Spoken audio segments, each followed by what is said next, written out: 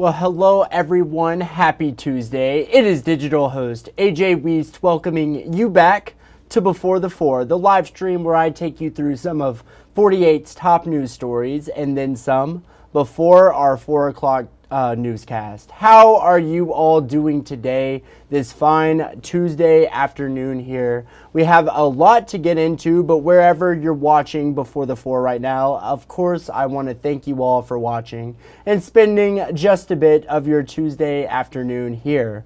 Now, I say it is about time we jump into some of the day's top stories.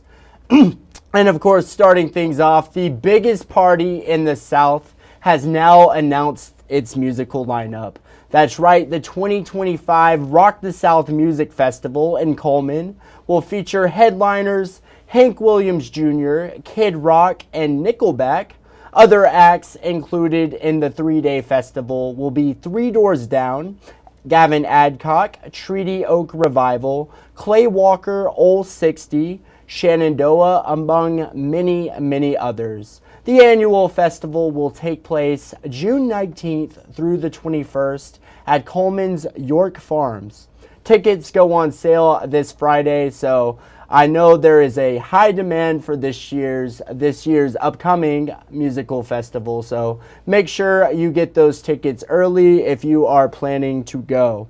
And another story staying in Coleman, where a man was sentenced to 80 years in prison today for a murder back in 2023. Christopher Brown, who you see on screen, had been accused of fatally shooting and killing Roberto Ramos at the Coleman City parking deck back on May 21st of 2023. And now another story in Huntsville, where police need your help finding a pair on the run after they allegedly stole over $2,200 in merchandise from Finish Line located inside Parkway Mall. Now, police say the incident happened on October 30th, sometime between 5 and 6 p.m., and they have been on the run ever since. Authorities say if you have any idea about who these two that you see on screen are, or know any information about the situation, to contact them at 256-746-4136.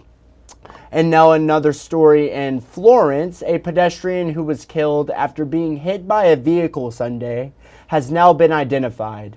Lauderdale County Coroner Kim Jones says the victim was identified as 55-year-old Ronnie Dell Weekly. Florence police say the incident happened just after 11 in the morning Sunday at the intersection of Helton Drive and Huntsville Road. When they arrived on scene, police say Weekly was found dead after being struck by the vehicle. The driver remained on scene and no charges are expected in this situation.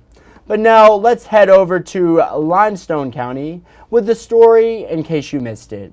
Construction is now in full swing on a new rock quarry in the area. Some residents, however, are not happy with the noise. 48's Nick Ballinger reports on the Bell Mina rock quarry. Take a listen. The quiet Limestone County town of Bell Mina sounds different now than it did just 2 weeks ago, thanks to a permit from the state allowing Grayson Carter & Son to start construction on a rock quarry. Jason Black, who works for the company, says this quarry will be crucial to aiding North Alabama and the fastest growing county in the state. And that's 67 counties. You need to have materials to be able to build, and that's what this will provide. The construction underway despite being held up by multiple complaints from residents to state agencies. Of course, you want it to happen sooner than it does, but EPA is going to let it happen when it does happen. ADM is going to let it happen when it does happen. And with both the EPA and ADM now letting this happen, a lawsuit has now replaced complaints. Bell Mina church pastor Cody Gillum helped file it. We are going to stop it. We have filed a suit hoping to stop the quarry from operating. The suit claims the quarry is violating a county ordinance by being built within 2.5 miles of a public school. But the issue residents face now, the noise. It's all night. Sometimes at 12 o'clock at night, you don't know if it's storming outside, if it's been an accident or what. Black says he hears their concerns. The number one thing that you want to do is make sure that you don't interrupt everything around you any more than you have to. What you want to do is you want to make sure all of these people right here have as little to do with the noise as they can. Before rock is moved, dirt has to build a barrier wall to obstruct views and sounds for surrounding homes. We're going to try to be good neighbors. We're passionate about what we do as a company. We're going to be passionate about taking care of the area around us. Well, thank you, Nick. And another story, in case you missed it, back in late September, obviously, Hurricane Helene made quite the damage throughout the southeast, caused by major flooding and some dams failing. Now authorities are trying to make sure the issue doesn't happen here in North Alabama. The Tennessee Valley Authority recently received a federal grant of nearly $2 million to make upgrades on Wilson Dam in Muscle Shoals. The money will be used to secure the main lock and other electrical upgrades. 48 Sarah Grace Kennedy spoke with Clarissa McLean at TVA this morning, and take a listen to what she had to say about the grant. Flood prevention that people rely on can continue as well, because it's so important. You know, safety is so important. People rely on these dams to make sure that their property, that their lives are protected, and TVA is committed to ensuring that they can continue to have that expectation moving forward for years to come. Well, sounds good. Thank you, Sarah Grace. Now an update to the shooting at the campus of Tuskegee University over the weekend. Friends and family of Latavian Johnson, the victim, are now speaking out about the tragedy. Julia Avant with WSFA reports. And I feel like I done planned my whole life with somebody, and now he gone. I just don't know what to do no more. Jalen Youngblood was the girlfriend to 18-year-old Latavian Johnson, the young man killed in a Sunday mass shooting at Tuskegee University. The couple had their futures planned out together. They discussed how many kids they would have. Everybody loved him, and it's just very heartbreaking that he had to die that way. We're gonna miss that laugh. Y'all done hurt us. Y'all done hurt the whole family. We spoke to some of the cousins and friends that were with him that night at the block party on Tuskegee's campus. And that's basically what it was. He was just having fun, literally doing what he always do. He was on top of the truck, and I was standing in front of the tailgate at the bottom of the truck. Until shots rang out. Janila was one of the many injured. And we was just walking through, and they was pushing me, and I got bum rushed. Like, they pushed me down on the ground. I was trampled. What was a celebration now filled with grief. And all we want to do is have fun. And one thing about us, we never leave each other. And our first rule, if we all come together, everybody gonna leave together. And I don't know what to say. In Pike County, I'm Julia Avant, WSFA 12 News. Thank you, Julia. Such a devastating situation for sure, and he will be greatly missed. But now, moving over to national politics, President-elect Donald Trump has been naming his choices for several critical roles in his next administration. It comes as he returns to Washington tomorrow to meet with President Biden. NBC's Garrett Hake with all the latest developments. With the expected selection of Senator Marco Rubio as Secretary of State, Donald Trump's next administration is coming into clearer view this morning. The two were opponents in 2016 in a primary that turned personal. You know that in Florida, they hate little Marco Rubio so much. But Rubio later became a staunch ally. We are patriots who love America. And this morning, in another key role, CNN reporting that Trump has chosen South Dakota Governor Kristi Noem to run the Department of Homeland Security, according to two people familiar with the selection. Noem, once on the short list to be Trump's running mate before suffering political fallout after revealing in a new book that she shot her own dog. How are you guys? Trump also naming Florida Congressman and former Green Beret Michael Waltz to be National Security Advisor, and outspoken ally New York's Elise Stefanik as UN Ambassador. All set to play a crucial role advising the president-elect on national security and the ongoing wars in Europe and the Middle East. Trump also naming former New York Congressman Lee Zeldin to lead the EPA. The first 100 days, we have the opportunity to roll back regulations. All of those picks, save Walz, must be confirmed by the Senate, unlike two Trump hires focused on immigration, Tom Homan and Stephen Miller. During Trump's first term, Miller helped engineer the highly controversial ban on travel from several Muslim-majority nations, while he and Homan also played influential roles with the hardline policy that led to the separation of thousands of migrant families at the border. The criminal migrants will go home, and America will be reclaimed for Americans. Well, thank you, Garrett. And the day after Donald Trump was elected as the 47th president, birth control requests skyrocketed for a Chattanooga organization. A Step Ahead offers multiple forms of birth control free of charge to women in 3 different states. Grasslyn Gordon has the story. Here's the Facebook post saying birth control requests were up 287%. A Step Ahead offers 3 types of birth control options for women across 18 counties in Tennessee, Georgia, and Alabama. We feel like there should never be a barrier to receiving birth control. Depending on what state you live in, women as young as 13 are eligible in Georgia, 14 in Alabama. Tennessee is a little more complicated since the Families' Rights and Responsibilities Act was passed over the summer.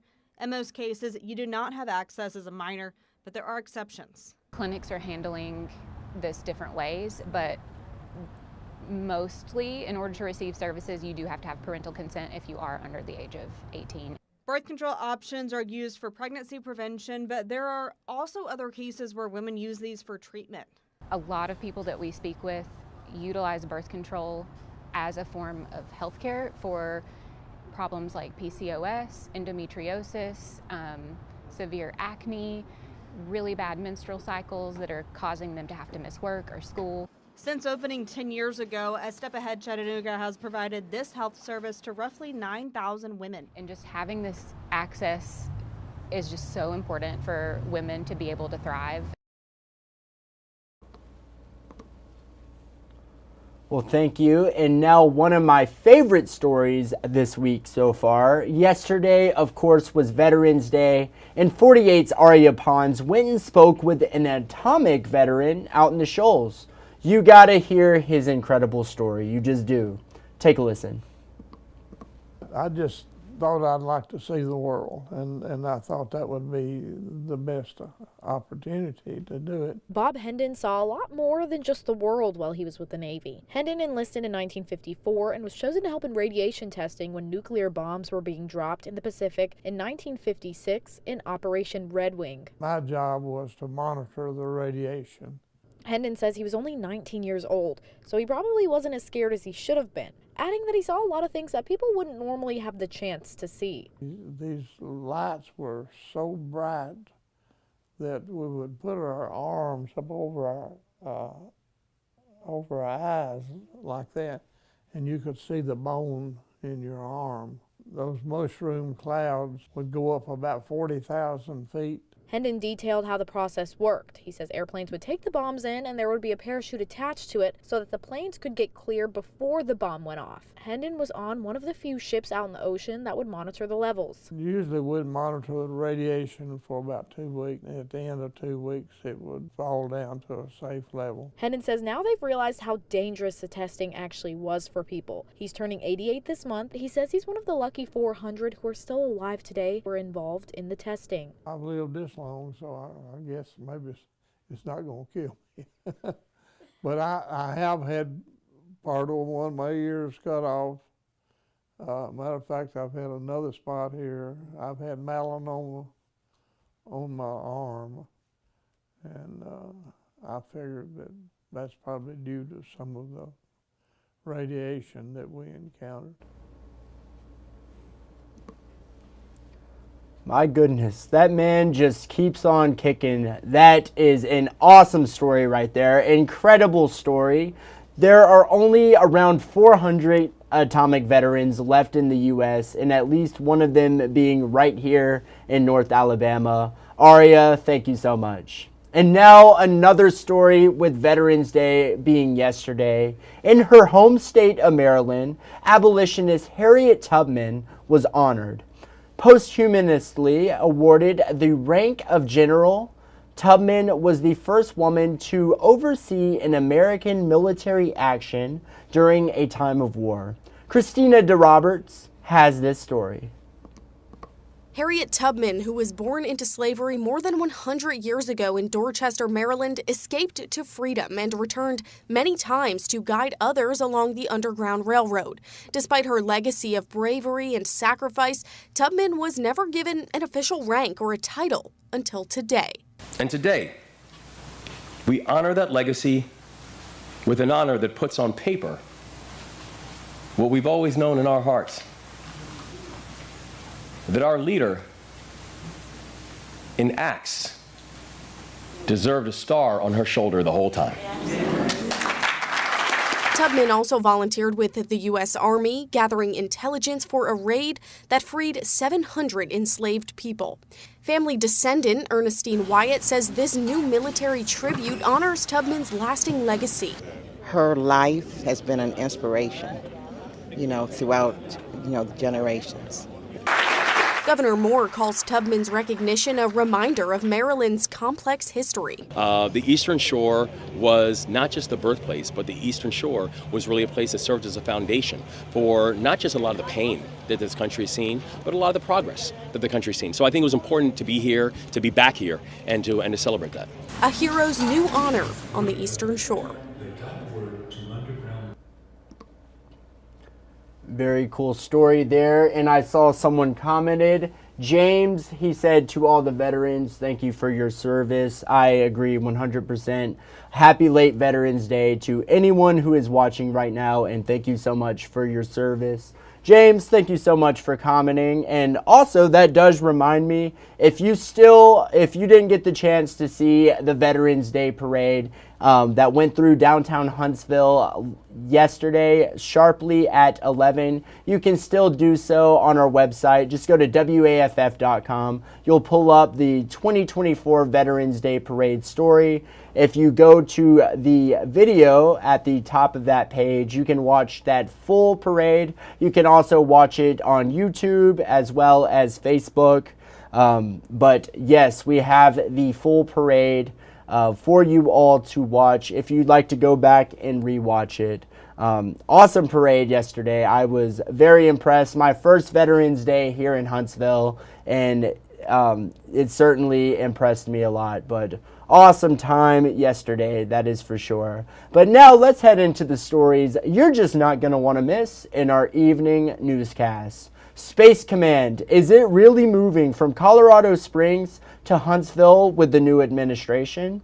48's Noah Cowell will have more on that coming up. Another story you're just not going to want to miss. A deeper look into the city of Florence and how it might look different in just a few years. 48's Aria Pons will have that story for you. And finally, Governor Ivey needs your help picking out the right names for the turkeys she will soon pardon. These are just a few of the stories you're just not going to want to miss in our evening newscasts. And what time is it now?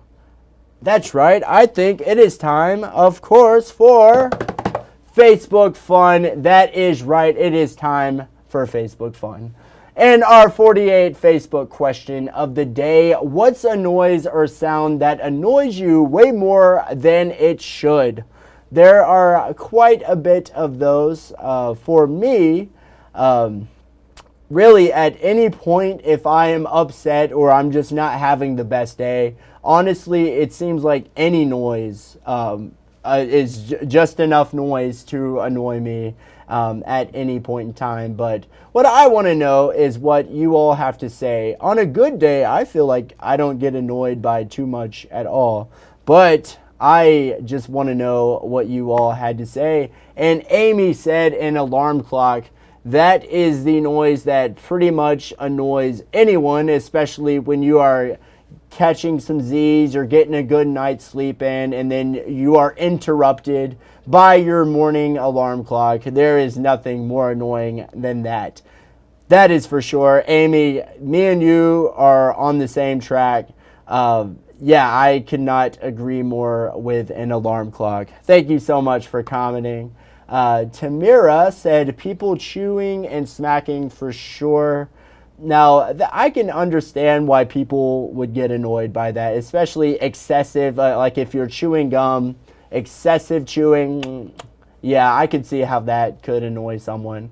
But honestly, like when people are just enjoying a nice meal, maybe it's a Philly cheesesteak, maybe it's a triple cheeseburger, whatever it might be, I just let people enjoy their meal, you know, because there's no doubt it's probably good. So I do not blame them for that. But Tamara, thank you so much for commenting. I can definitely see how that is annoying.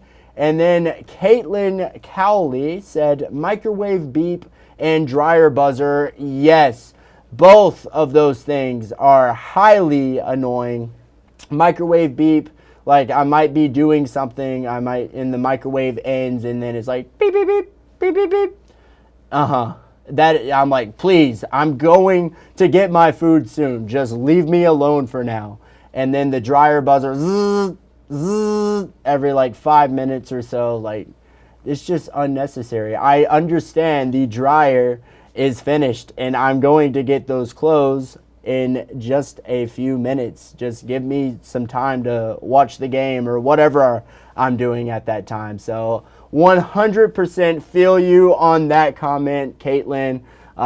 Yeah, both of those sounds are extremely annoying. But thank you so much for commenting. And a lot of people had some awesome comments today. I couldn't get to all of them, but some really great comments today. It is always fun to see what you all have to say. A lot of times your comments really do make my day. So I greatly appreciate you all for commenting. But that is just about it for today's Before the Four. I want to thank you all for sticking around with me and spending a little of your Tuesday afternoon here on Before the Four. If you haven't done so already, make sure you download the 48 digital app, the 48 First Alert Weather app, and you got to get it, the 48 Sports Zone app. You'll turn on those push notifications and you will never miss a breaking news story. But that is just about all she wrote, but as always, I have to thank you for watching. You all have a great night.